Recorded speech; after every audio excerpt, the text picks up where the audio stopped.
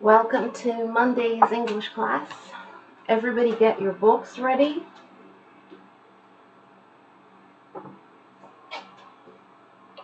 Today we'll go on for between an hour and an hour and 15 minutes, and the remainder minutes will be for you to call in and have video conferences for you to send in your audio files, and I will be available until around 9 o'clock for everybody. So I'm actually available for the whole hour and a half, plus give or take a few minutes.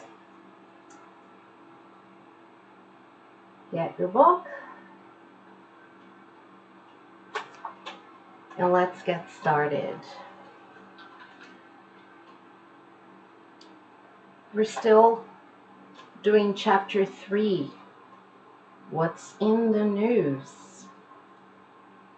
The next topic is dates. Page 29, number 1. Answer the questions and tell a partner. Well, we're doing this differently since everyone is in their own living room or their computer room, their library, wherever they are. I'm going to be asking you, and I'm going to be giving you answers, which I'll try to write on here on the screen for you. What's the date today? That's the first question. So you have a few ways of saying this. What's the date today? Today is the 30th of March. That's one way of saying it. Today is the 30th of March. Let me see if I can fit it into the screen.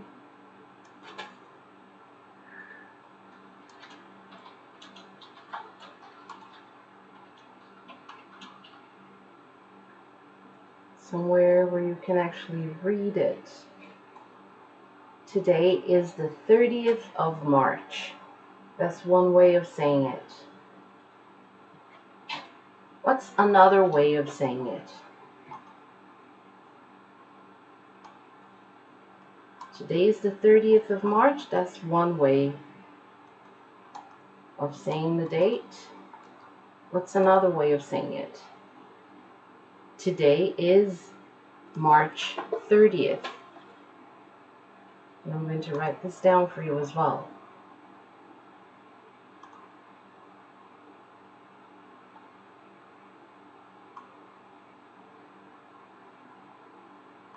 March 30th. Usually in America they say March 30th. The 30th of March is not very common in the United States. In England they probably use the 30th of March more. Today is March 30th, 2020. Today is March 30th, 2020.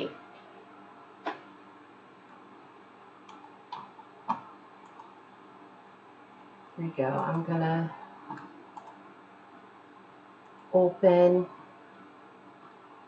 a white document, a blank document in the back, and I'm going to be writing things here as well.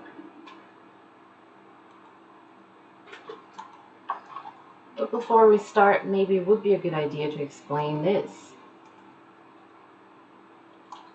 I feel like I have talked about this a little bit before, but it's always worth explaining. This is about methodology. And I like to make this clear to the students because when you're learning a language, understanding the process can be very helpful. I have here behind me 2 names of methods or approaches to teaching EFL, English as a foreign language. The grammar translation method is widely used still here in Norway, although it's very old-fashioned and it was dropped many decades ago. This is how they taught languages back in the First and Second World Wars, when they were just teaching people how to learn how to translate things. It's not very effective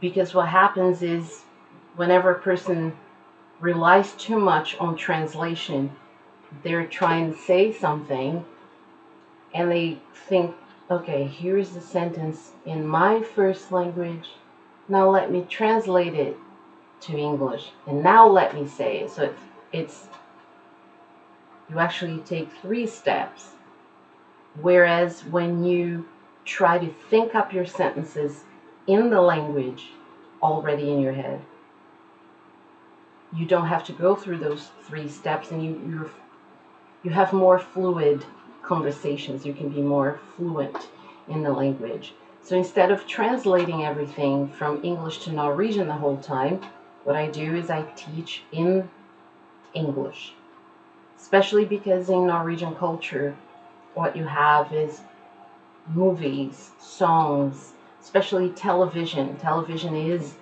mostly in English with subtitles. It's not dubbed. In countries like Germany, France, and Brazil, and other countries, television is dubbed. So you have actors speaking in French or in German on TV instead of having it in English. So you're exposed to a lot of English here. So what I do is I use the communicative approach in my classes mostly for English. I try to use as much English as I possibly can. Here and there I will translate some words, and I could and I do teach in Norwegian when I have a group of people that is very inexperienced and has never studied a language before. In the beginning, then I explain everything in Norwegian. So, but here in this class, we'll be using the communicative approach. I'll be trying to speak as much English as I possibly can. Moving along, dates. So, here's a way to write the date, mostly American, March 30th, 2020.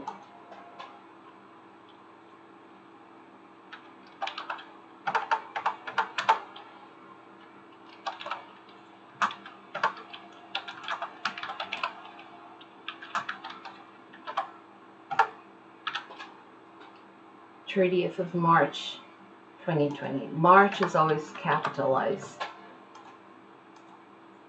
The months and the days of the week are always capitalized. Big letters for those. So what's the date today? Today is March 30th, 2020, or today is the 30th of March. If you want, you can also say the 30th of March, 2020. What is the date tomorrow? Try to write it in a chat box if you're able to.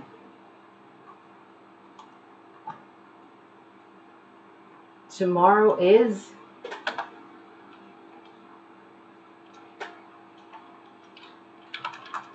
the 31st. So here you write an ST under.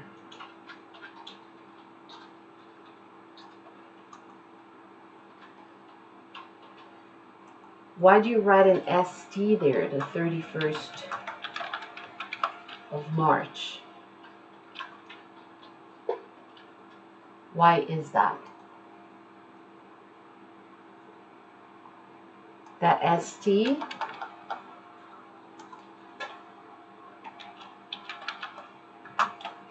So you just take the ST from the word first, the 31st.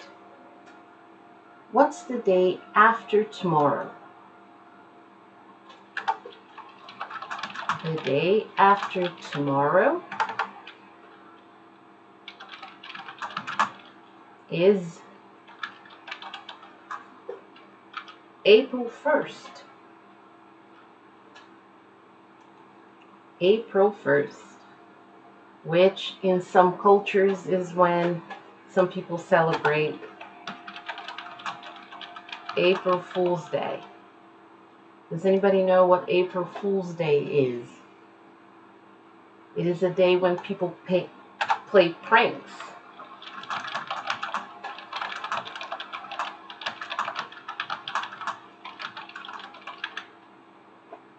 They play pranks on each other, or maybe somebody writes on their Facebook status, I am going to prison, or people say, I'm pregnant, or I just won $1 million. They say something outrageous, and then everybody has to be like, wow, is that really true? Or people can play pranks and do other things, different pranks. And then they can say something like, I just won $1 million. And then somebody comes and says, hey, congratulations on the $1 million. And you say, April Fool's Day. So I'm not sure if every culture celebrates it, but American culture celebrates it, not a few other cultures celebrate it. Now, other questions for you to answer. When's your birthday?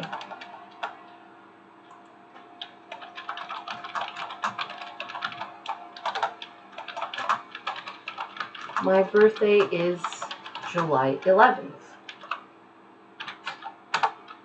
And here the TH stands for 11th. 11th. So you have the cardinal numbers. 1, 2, 3, 4. Those are cardinal numbers. Cardinal numbers. And you have the ordinal numbers.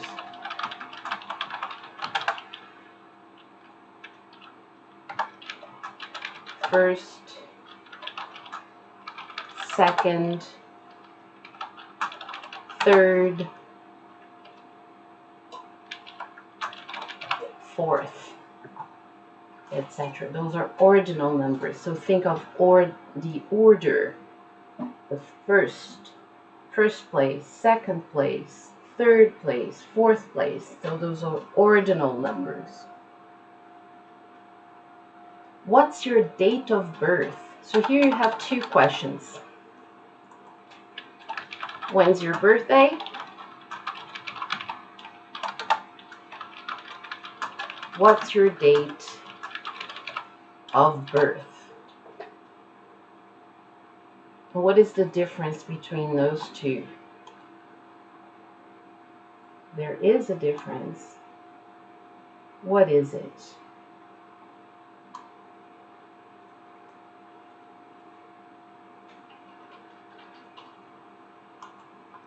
Now I ask you, when's your birthday?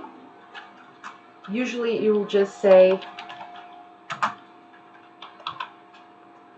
month and day. When's your birthday? Somebody asks you that. They just want to know the month and the day. But usually when you're filling out documents and official papers, then you might be asked, what's your date of birth?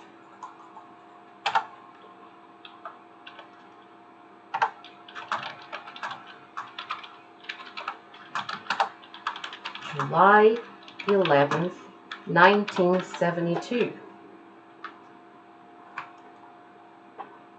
Date of birth. Your date of birth includes the month, the date, and the year.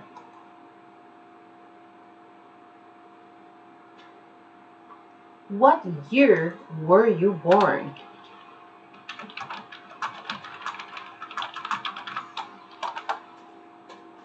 What year were you born? What preposition do you use here to talk about the year when you were born? I was born in 1972. Let's talk about the prepositions that you use for different aspects of the date. Very important. I was born in 1972.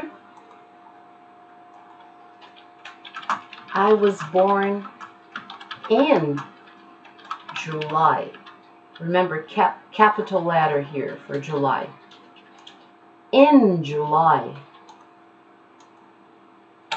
Then when you give the complete date, I was born on the 11th of July, 1972. So when you give the complete date of birth, you use on.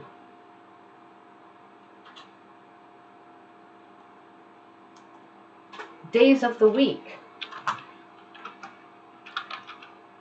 I was born on a Wednesday. Also capitalize the days of the week. Remember to use the preposition on for days of the week.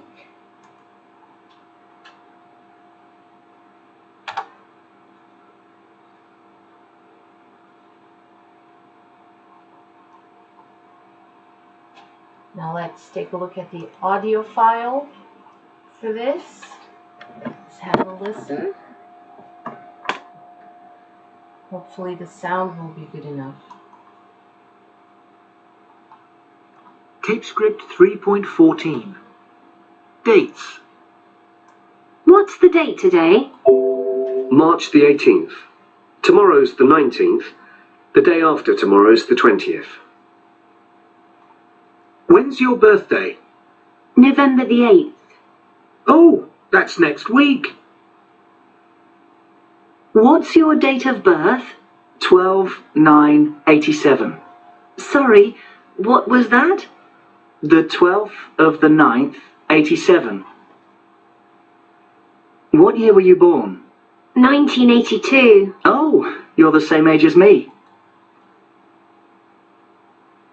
Tape script 3. Okay, let's repeat that, and then I'll also read. For those of you who have this edition of the book, it's the thicker book that has all the units in it. The tape scripts will be at the very end, and it says you have a grammar reference at the end of the book, which is a mini grammar book at the very end. You also have the tape scripts. If you have this edition of the book with all the units, they will be on page 118 and page 119, all the way up to, I feel like it's 130 something. Yes, all the way up to page 135. So the tape scripts for all the units are here. So we're going to listen, but then I'll read for you from the tape scripts. Dates. What's the date today? March the 18th. Tomorrow's the 19th. The day after tomorrow's the 20th. When's your birthday? November the 8th. Oh, that's next week. What's your date of birth? 12/9/87. Sorry, what was that? The 12th of the 9th, 87. What year were you born? 1982. Oh, you're the same age as me. Tape script 3. Okay, before we move on to that, I'm going to write all the answers here. The first one, what's the date today? March the 18th. What's the date tomorrow? Tomorrow is March the 19th.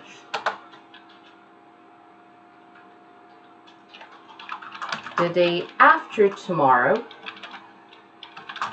is March the 20th. Pronunciation wise, it's very important that you say the in the end. 19th, 20th, or 20th. You can say it like that too. When is your birthday? And that person's birthday was November the 8th. Not to be confused with the 18th. 8th. This one is the 8th. Not to be confused with 18th. 8th, 18th. 8th, 18th. But the answer here was the 8th. November the 8th. The next question was, what's your date of birth?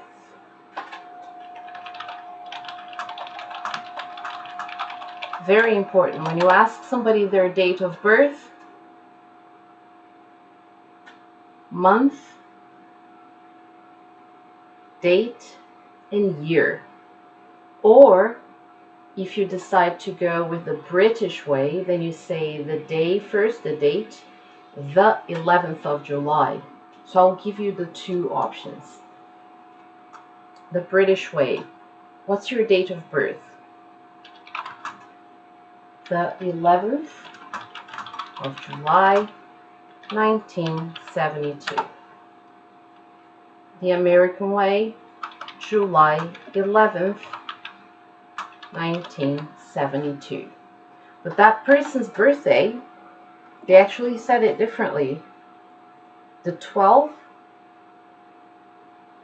of the 9th, 1987. So, the 12th, they actually said it this way. The 12th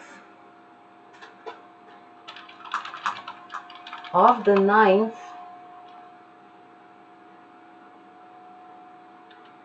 87, which is the 12th of September 1987. So that's another way of saying the date. The ninth month of the year. The 9th month of the year.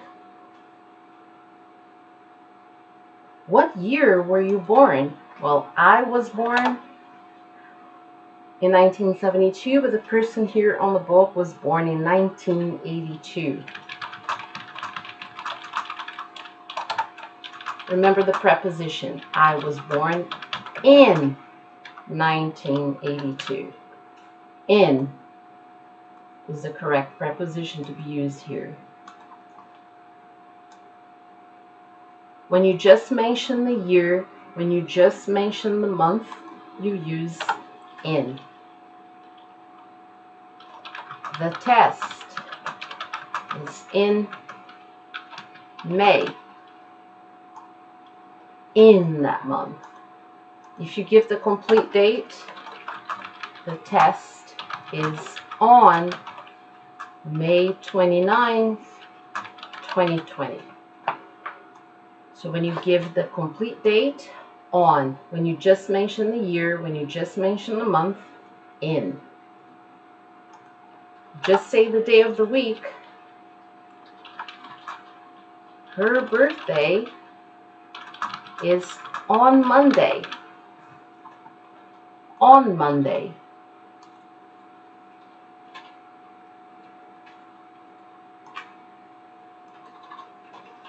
Moving along. Look at the two ways of saying the date. So there are two ways. The 22nd of June, June the 22nd. Tape script 3.15 is when you will hear all those dates and how they will be said.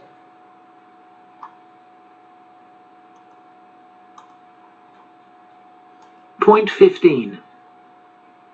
The 3rd of February. February the 3rd. The 6th of April. April the 6th.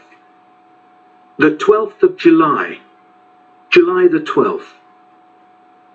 The 25th of December. December the 25th. The 1st of May. May the 1st. The 16th of August. August the 16th. The 13th of January. January the 13th.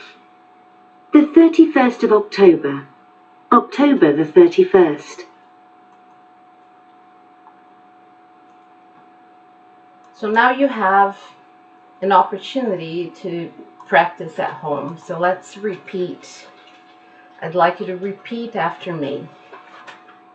As long as you close the door so people don't hear you say what you're saying, so people don't think you're crazy. But then if somebody hears you, just say, hey, I'm not nuts, I'm just practicing my English. That's not a problem. So, number 1, February 3rd. Let's try it once again. February 3rd. Or the 3rd of February. Number 2, 6th of April or April 6th. Number 3, July 12th or the 12th of July.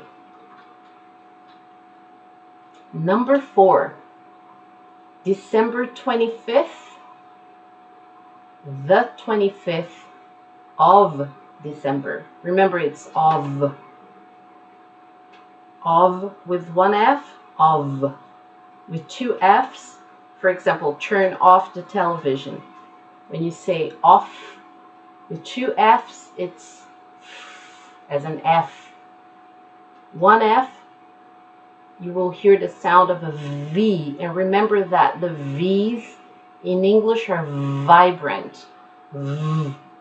I know that Norwegian doesn't really have a lot of vibrant sounds like Z, V, Z. Doesn't have that, but English does. So you have to go that extra mile to include these sounds into your repertoire of sounds. I think it's number 5 now. May 1st. May 1st, which is the American way of saying it. Month, date. The American way. First you say the month, then you say the date. May 1st.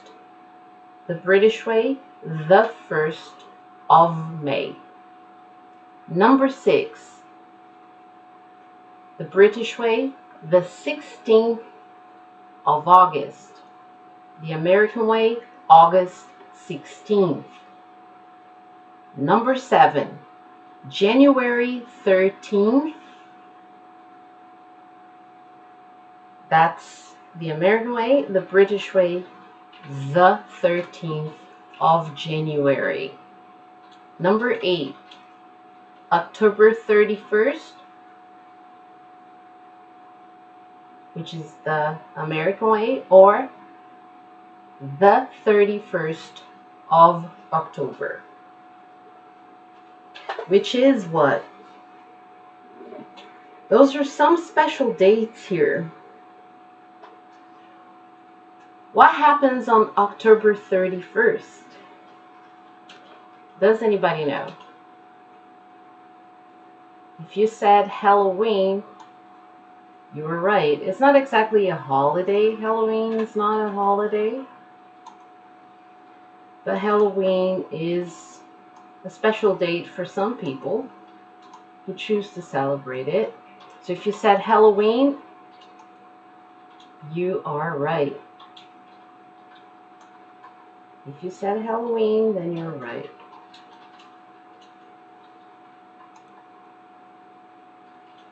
What happens on the 25th of December?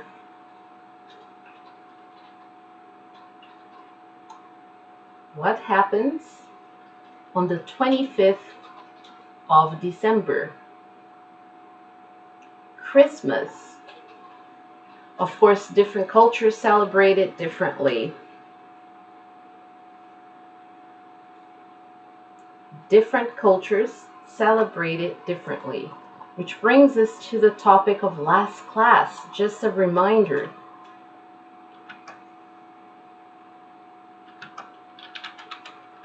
Different cultures celebrate it differently. So here you have two words from the same family. Different, differently. One of these words describes something. One of these words describes something, and one of these words describes how something is done. The word that describes something is the adjective. The word that describes how something is done is the adverb. So the adjective here is different. Different cultures. So I'm describing the cultures. They're different. In the second part of the sentence there, celebrate it differently. How do they celebrate? They celebrate it differently. So here you have an adjective.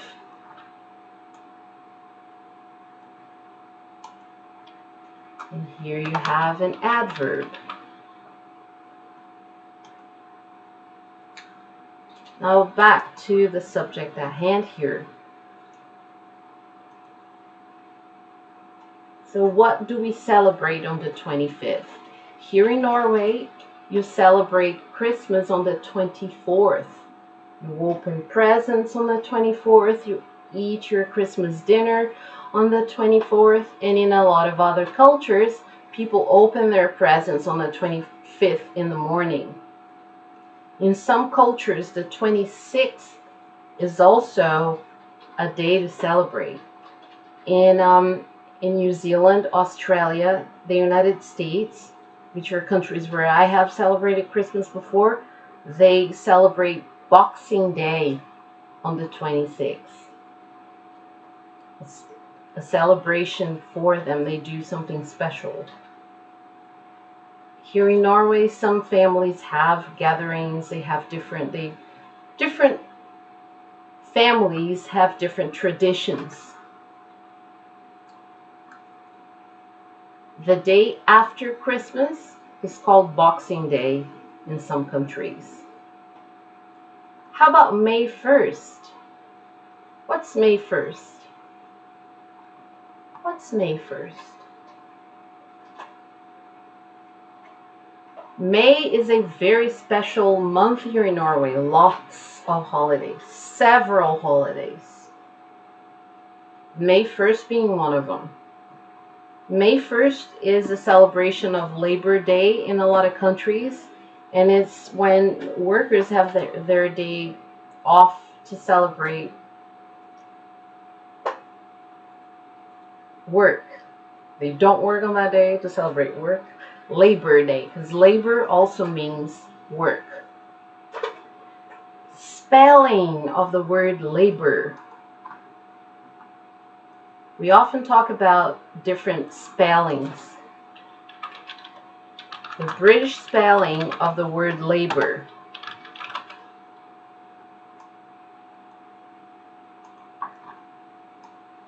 Other examples of British spelling here. Favor.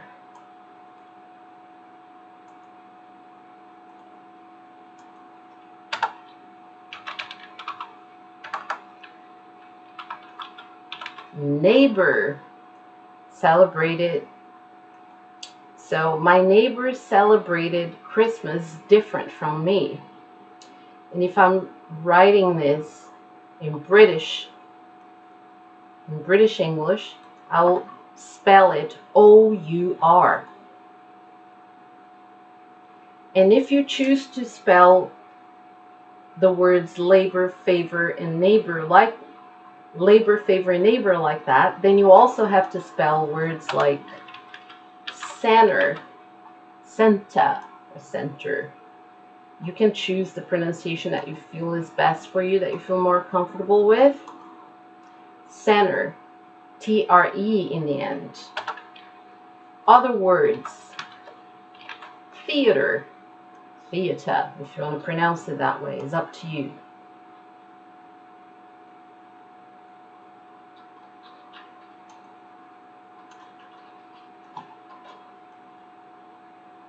You can pronounce it either center, center, or center.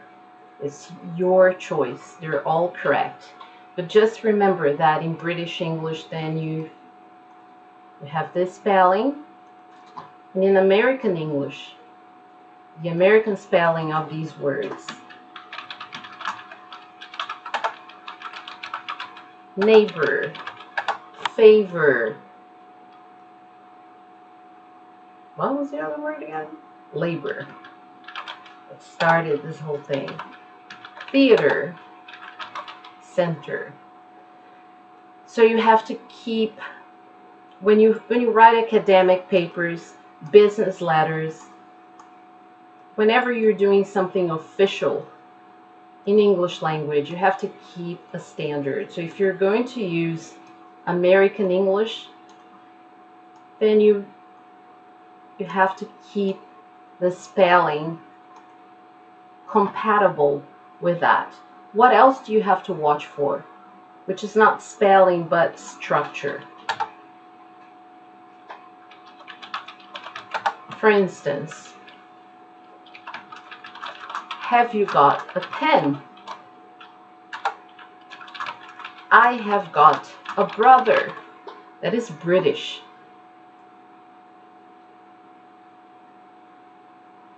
The American structure for this, instead of have you got becomes do you have a pen? That's the American way of saying it.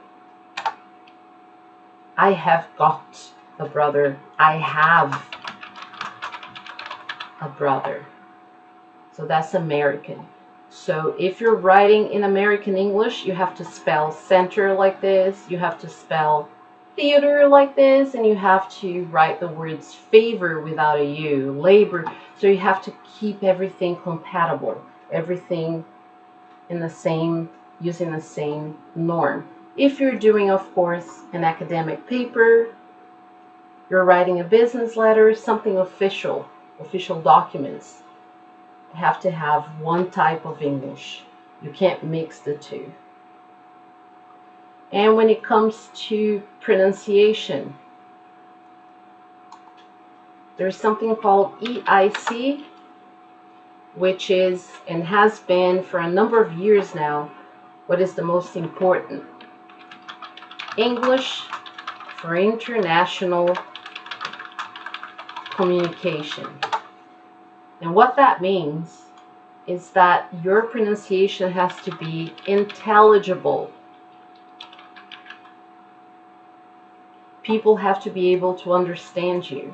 So it doesn't really matter if you choose British pronunciation or American pronunciation, or if you have a thick accent from another language. As long as people understand you, you're speaking English for international communication. If your pronunciation and your accent is tremendously thick and you can't really understand what you're saying, then that's a problem. Having an accent on its own is not a problem. It's intelligibility that's important. Your pronunciation has to be intelligible. People have to understand what you're saying. That's what intelligible means. It doesn't have anything to do with intelligence. It has something to do with intelligibility, of how much people understand of what you're saying. And you're supposed to understand what you're saying. That's the main goal. Now let's go back to the book, page 29. Tape script 3.16.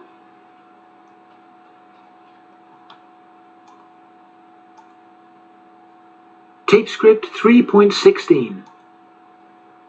February 3rd, April 6th, July 12th, December 25th, May 1st, August 16th, January 13th, October 31st.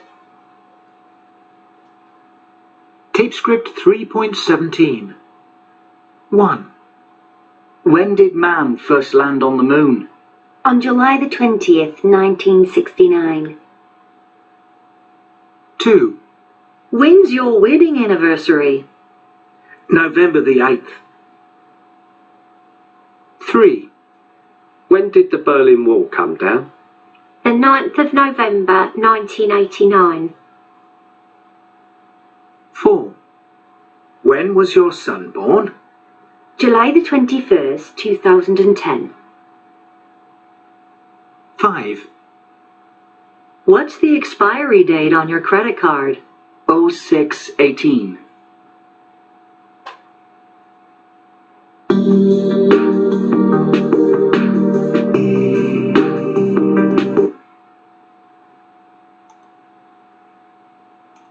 Now let's check on all of these.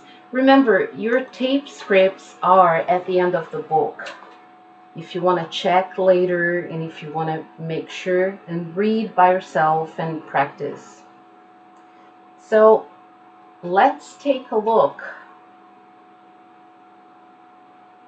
at those questions. I want you to write the date, but I also want you to try to write down the questions as well. Let's try this. And I'll write them down for you too, but I want you to try to write down the questions yourselves. Number 1, when did man first land on the moon? Number 1, when did man first land on the moon?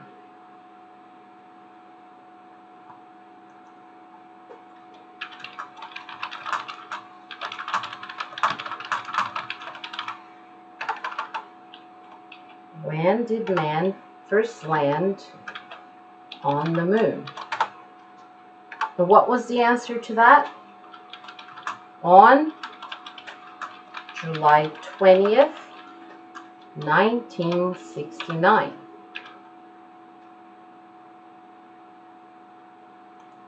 When did man first land on the moon? Try to practice saying this as well. When did man first land on the moon? On July 20th, 1969. Number 2, I'll read it a couple of times, try to write it down, and then I'll write it down. If you're really impatient about this, you can just go to the back of the book and look at the tape scripts. Number 2, when's your wedding anniversary? When's your wedding anniversary?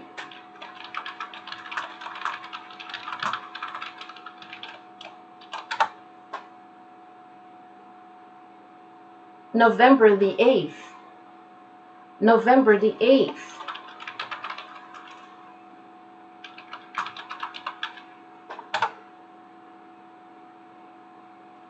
Number 3.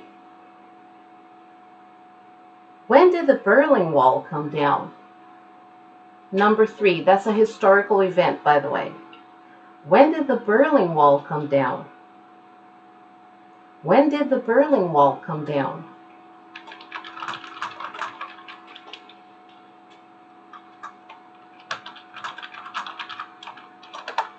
And when was that? The 9th of November, 1989. The 9th of November, 1989.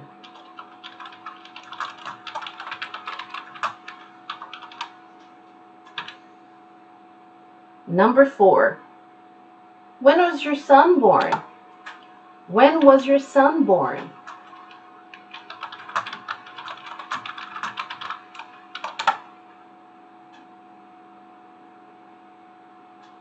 July the 21st, 2010. July the 21st, 2010.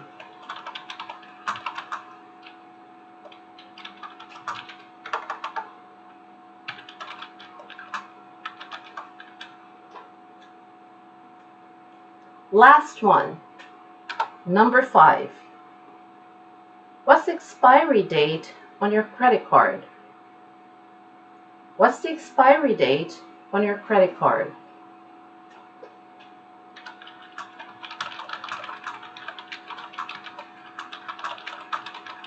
It's the last day when you can use your credit card. That's the expiry date. 06/18. So this person's credit card has already expired 2 years ago. Not to be confused, do not confuse expiry date with expiration date. What's the difference there? Expiry date and expiration date.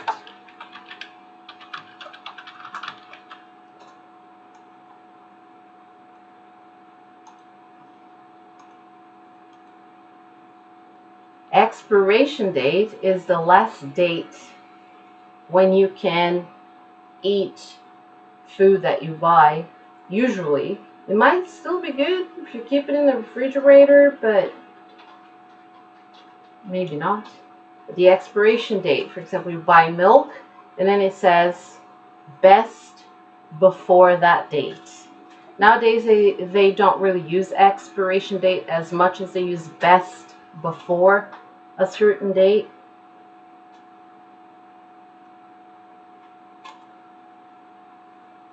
So here, the next page.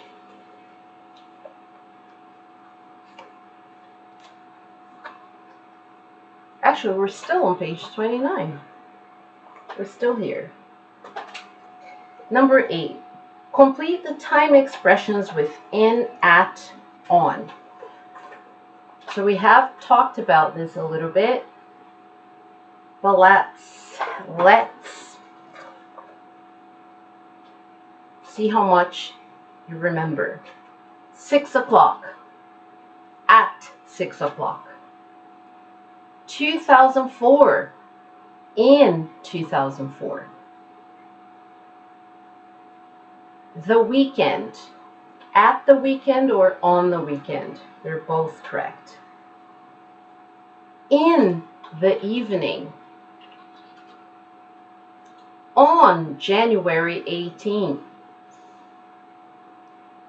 In the 1960s.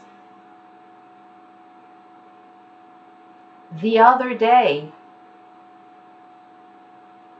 The other day. So here, the other day, you don't need to put any prepositions at all here. Remember, this is on video, at least for a few more weeks, so that everybody that took the course will have the videos available, so you can watch it again, and you can check the answers later. So don't go like, whoa, I didn't write this down.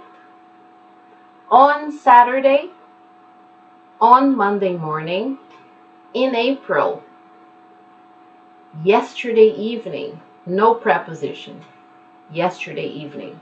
I talked to Carla yesterday evening.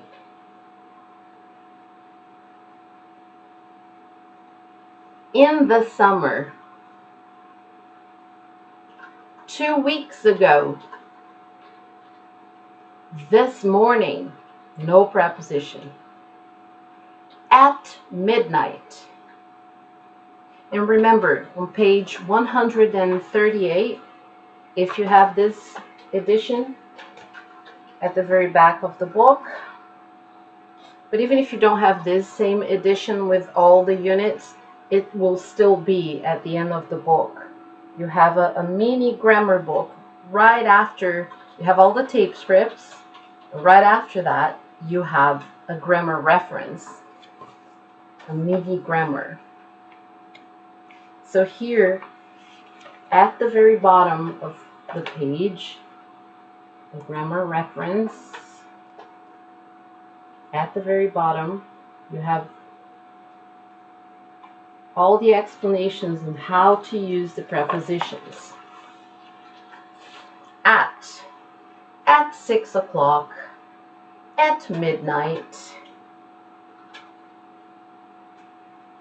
at Christmas, or during Christmas is also a possibility, at the weekend or on the weekend, in 27, in the morning, in 2007, in the morning, in the afternoon, in the evening, in summer or in the summer, in 2 weeks' time.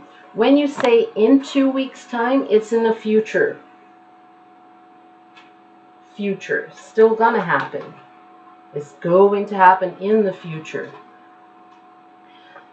So what that means is when I say I will send you a copy of this letter in 2 weeks' time. So 2 weeks from now. That's what that means.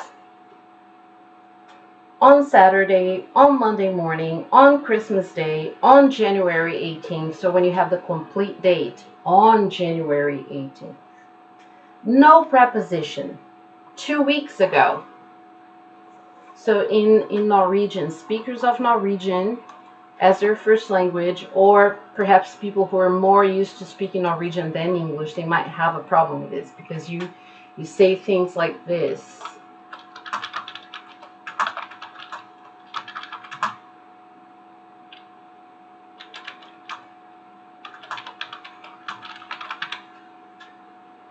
So in Norwegian, you have a preposition right here.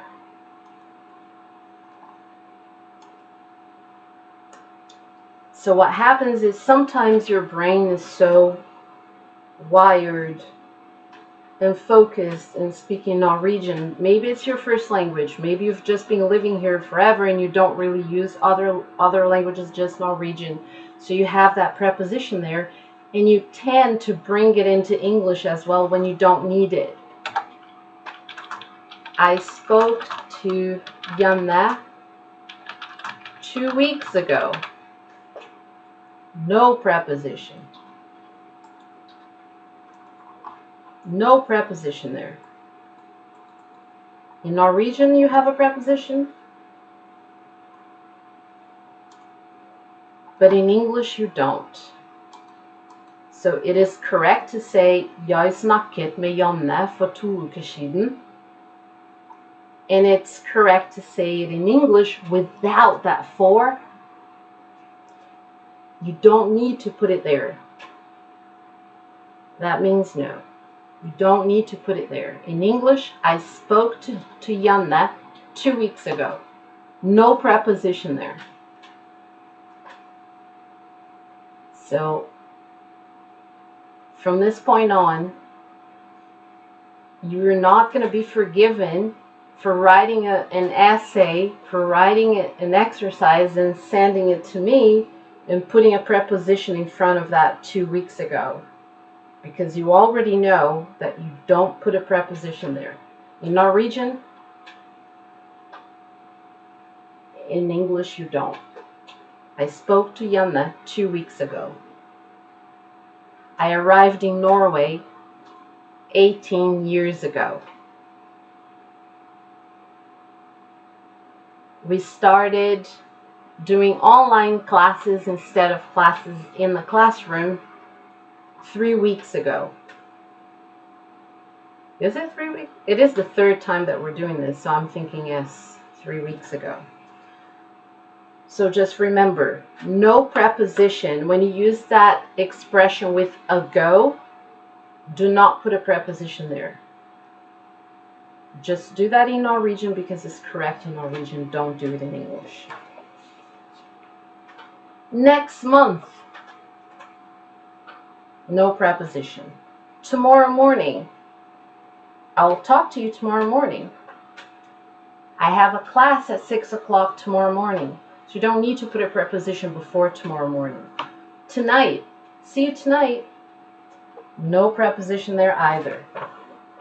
Very important stuff. Okay, the next thing that we're supposed to do is work in small groups. We're not going to be able to do that, so we have to be creative with the situation here. So here's what we're going to do. I'll help you formulate the questions for this exercise, and you can ask and answer later on. You can make audio files. Some of you have been sending me audio files, which is excellent because you need to have some pronunciation practice as well as speaking practice. And unless you get into a conference with me, a video conference, or you send in audio files, then you won't have any of that. So it's very important. Send in audio files, schedule a video conference. Next, so I'm going to write the questions down.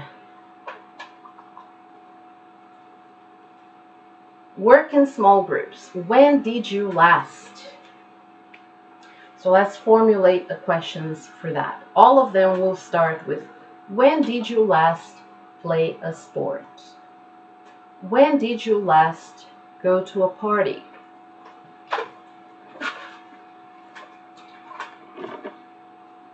Let me write an example.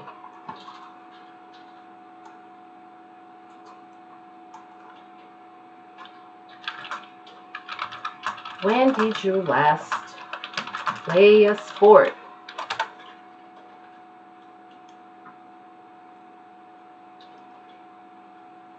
So in the question, when I ask a question, I have to put did. And I also have to write the verb in its infinitive form. But when I answer this question, I have to conjugate the verb into the past. What's the past of play? Played. I last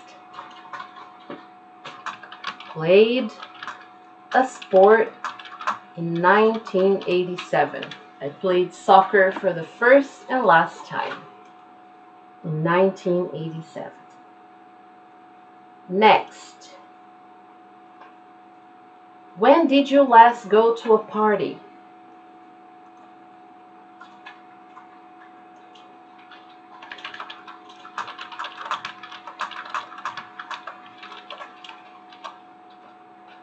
Again, here I have to write did, and go is in its infinitive form because it's the word did that indicates it's in the past tense. When I formulate the answer, it becomes I last, what's the past of go? Went. I last went to a party in 2004.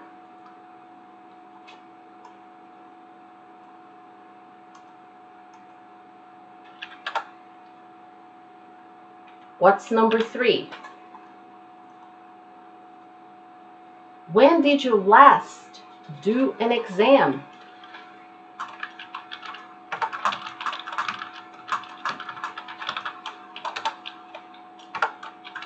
I last did an exam in 2005. So here, do is the verb. And it might be a little confusing because we have did here as an auxiliary verb, hjälpeverb, auxiliary verb, and we have did here just as the main verb in the sentence. In the sentence, I have the subject, I, did is the verb, and then we have other words here to complement that sentence. Last is an adverb that modifies the verb did. Number 4.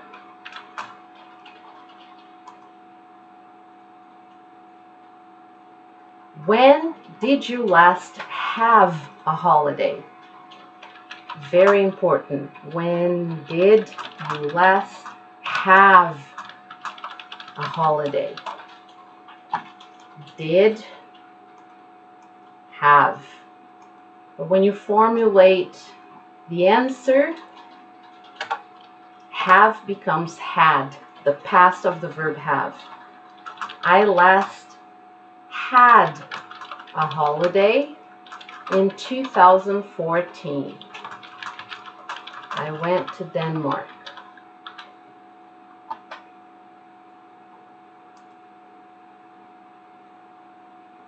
Next.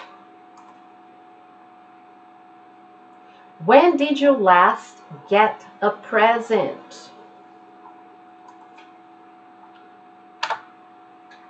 When did you last get a present? I last, so here you have did you get. What's the past of get?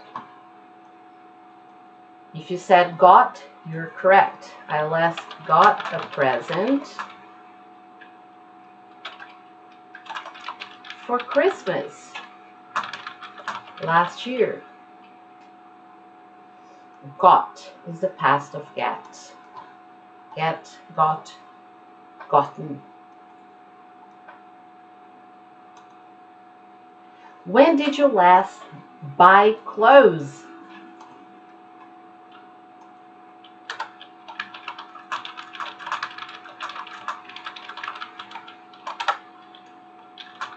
I last, so here you have did. Did you buy? I last bought. Pronunciation here. This is only pronounced as bought. I know there is a G, a U, a G, and an H, but don't worry about these letters because you're not pronounced at all. Bought. Buy, bought, bought. Don't pronounce these letters. Just think of the B, A, T, bought. Bought. I last bought clothes, I don't even know. Last year, I'm gonna say, I think.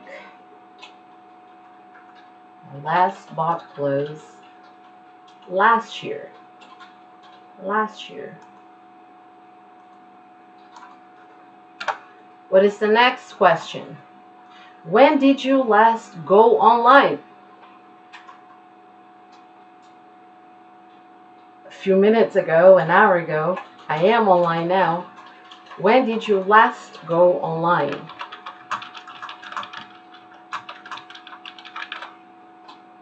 So you have to formulate your answer, and you have to pay attention to where you put did you go. So when you use did, you don't conjugate the verb. Conjugate, böje. You don't need to. You only conjugate it when you formulate the answer.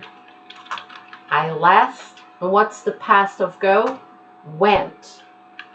I last I last went online an hour ago or so. Som cirka an hour ago or so. Next one. When did you last cook a meal? When did you last cook a meal?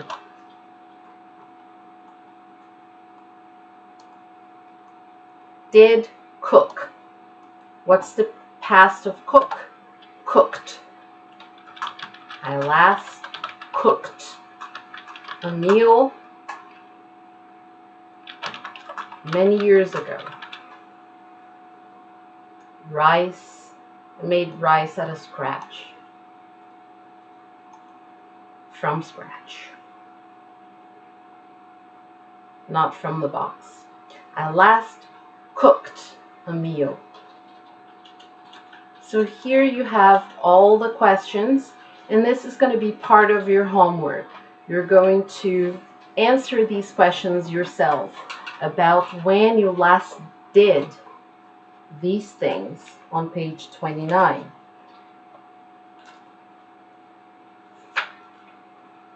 The next thing we're going to do now is page 30. Eat, drink, and be merry. Not marry, but merry, as in happy.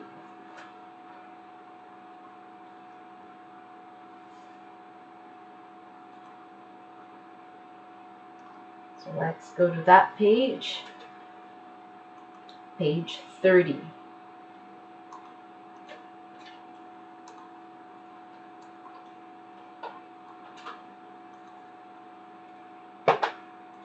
On page 30, you'll find a text. You'll also see a picture.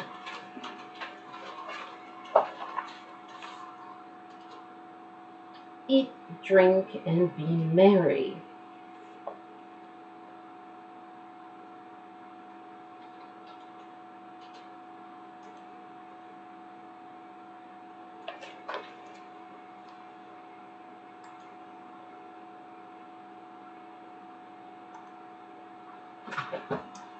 An extraordinary ambition.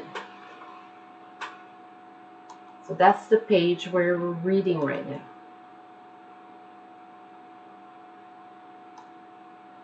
An extraordinary ambition. Klaus Bonrick and his wife Elvira are a successful young couple. Klaus is a software programmer and Elvira works in a health food shop. In many ways, their life is quite ordinary, but they have an extraordinary ambition. They want to live until they're 120.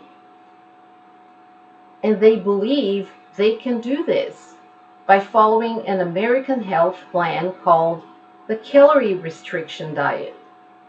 Klaus and Elvira eat a lot of raw food. They steam some food, but they don't fry, grill, or roast anything. And there are many things they don't eat at all. We want to live to be 120. Look at the picture and see what they have there. Let's take a look at the picture and tell me what you see.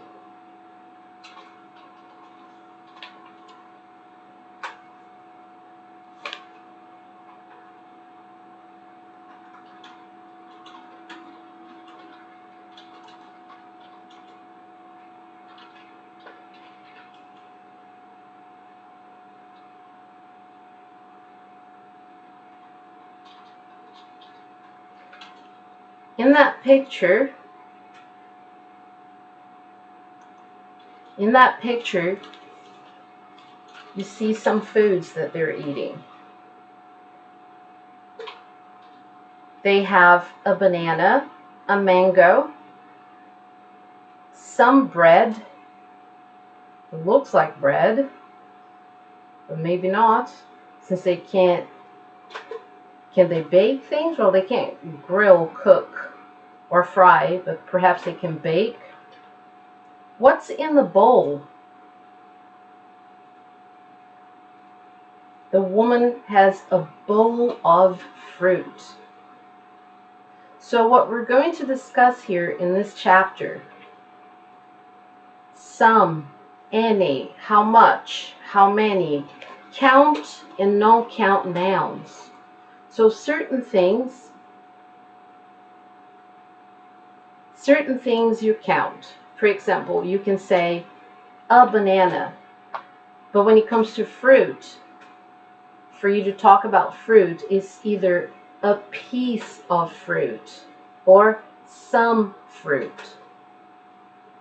And it's all about how you use it in a question. For example, would you like some fruit? Would you like some fruit? Yes, I would like a piece of fruit, please. Or, for example, you can also use words like slice. A slice of. You also use slice for bread. So we're going to study this. A piece of, some, any. Is there any? Are there any? Count and non-count. So some of you who took the course that we studied with the elementary book before this one. This is an intermediate book. We did a whole course here, not here, but at Escola with the elementary book where there was a chapter where we studied all of this. Some, any, how much, how many, but it is always important to review these things.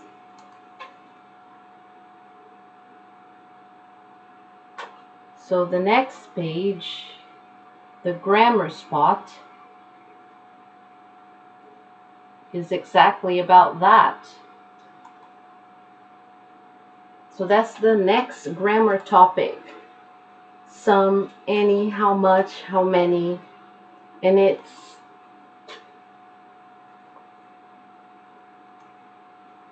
something that everyone has studied at some point. If you come to this level of English, an upper intermediate or an advanced course, you have seen this before. So the rule is, and in Norwegian you have hvor mange, hvor mye. So one thing that can work for you is if you translate hvor mye as, so let's write this down here. How much? Hvor mye. If you understand how much as hvor mye,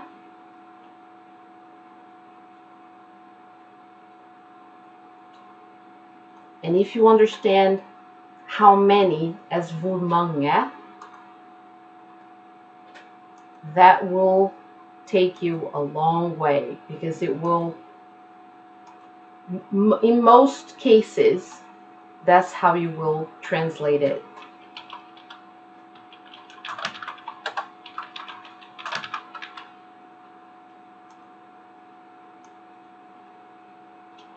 So, how many? Hvor mange.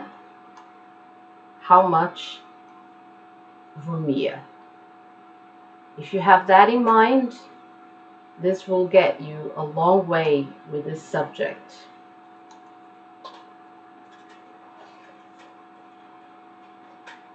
And how do we use all of this?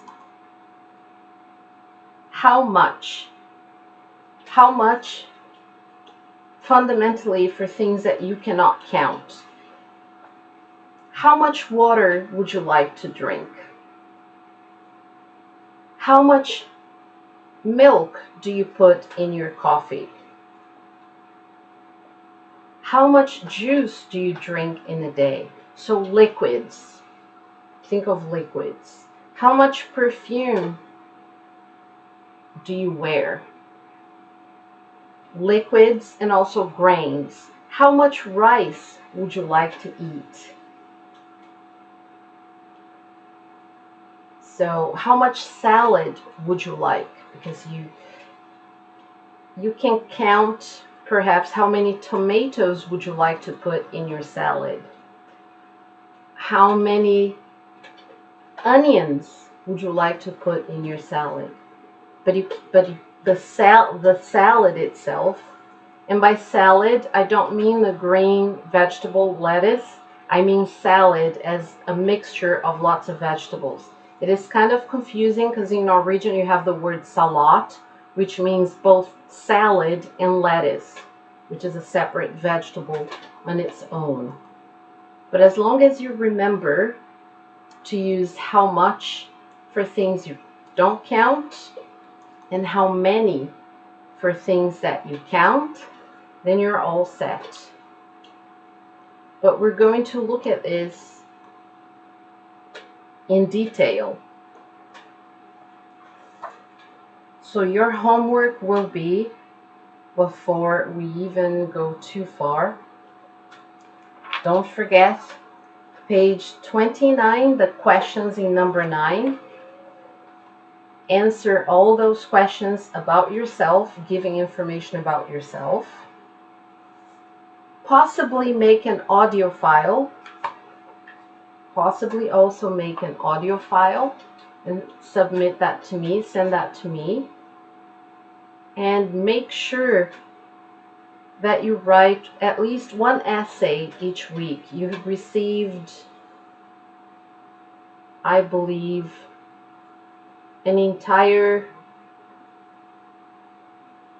you received about 30 or 40 items. I think you have one more class, or is this the last one? If this is the last one, then this homework will be for the next course for people who are continuing on. But I believe it might be, we might have one more day, I think the 7th of April, if I'm not mistaken. But if not, then there will be another course that will be a shorter course, perhaps just between April and May. It will be online, and it will be slightly different. If we have a group with 4-5 people tops, then we'll have 45 minutes this way, in this format, that you come and you sit and watch the class. And the other 45 minutes will be either on Google Hangouts or Skype, where everyone will be together on camera preferentially. But if you don't want to be on camera and you just want to be on audio, you can do that as well. So it will be fully online, the next course. And you'll have more information about that from Gisela. She's already setting up courses online. Let me show you. If you go to the website, I'll put this on there.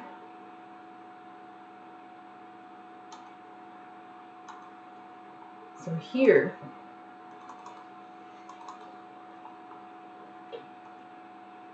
it already says netbaseert. Lots of courses here. Netbaseert. Chinese, Korean, even Norwegian,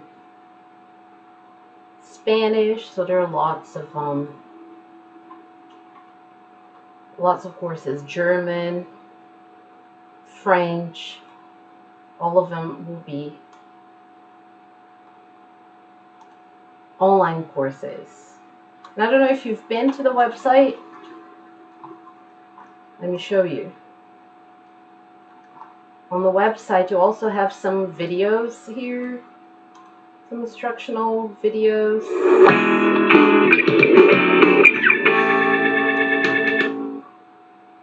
Quick ones. refresh your grammar. In order to follow along this video, you can download the exercises from our website. Hello? So Today we're going to do some exercises in English. these videos were videos that we made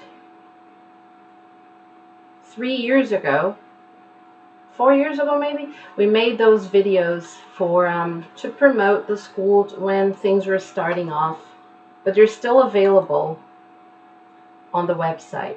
So you can get more information. You go on here where it says contact, then write your name, give your email, and send her a message so that you can have more information about the courses when they're going to start.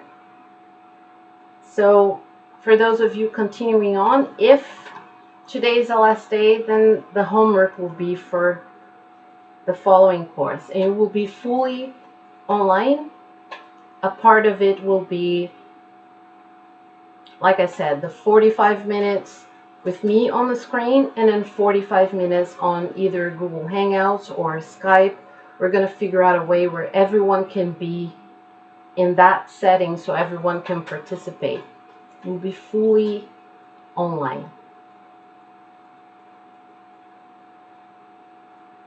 Everybody have a good night.